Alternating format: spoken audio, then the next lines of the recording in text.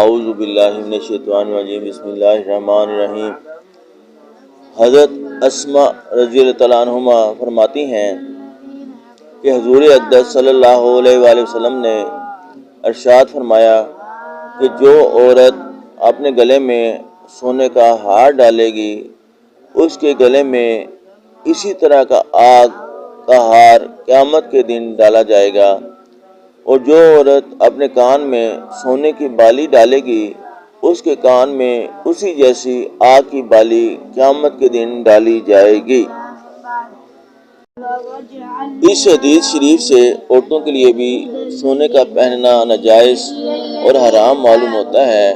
اسی وجہ سے بعض علماء نے اس کو ابتدائی اسلام پر محمول کیا ہے، اس لیے کہ سب علماء کے نزدیک دوسری احادیث کی بنا پر عورتوں کے لیے سونے چاندی کا زیور جائز ہے، لیکن بعض علماء نے اس حدیث کو اور اس جیسی دوسری احادیث کو زکوٰۃ ادا نہ کرنے پر محمول فرمایا ہے، اور بعض روایات سے اس کی تائید فرمائی ہے۔ چنانچہ خود حضرت اسماء رضی اللہ تعالیٰ عنہما ہی کی روایت ہے کہ میں اور میری خالہ حضور اقدس صلی اللہ علیہ وآلہ وسلم کی خدمت میں حاضر ہوئی اور ہمارے ہاتھوں میں سونے کے کنگن تھے۔ حضور صلی اللہ علیہ وآلہ وسلم نے دریافت فرمایا کہ ان کی زکوٰۃ ادا کرتی ہو؟ ہم نے عرض کر دیا کہ نہیں۔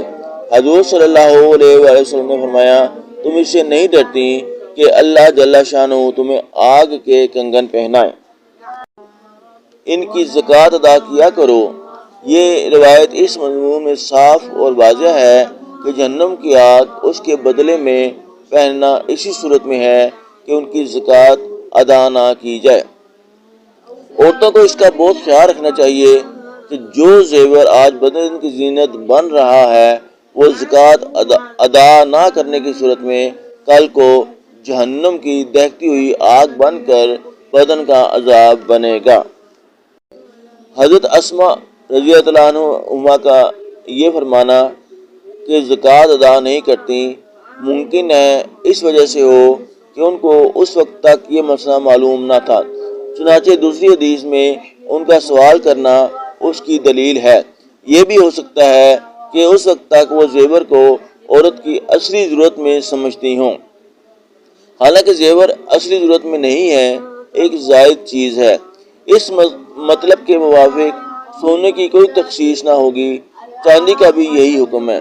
چنانچہ ایک اور حدیث میں ہے، حضرت عائشہ صدیقہ رضی اللہ عنہا فرماتی ہیں کہ حضور صلی اللہ علیہ وآلہ وسلم تشریف لائے تو میرے ہاتھوں میں چاندی کے چھلے ملاحظہ فرمائے، ارشاد فرمایا کہ یہ کیا ہے؟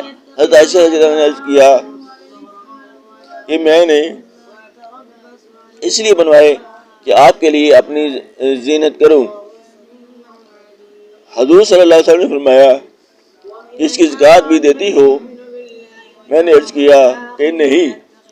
حضور صلی اللہ علیہ وسلم نے فرمایا تجھ کو تو جہنم کی آگ کے لیے یہی کافی ہے۔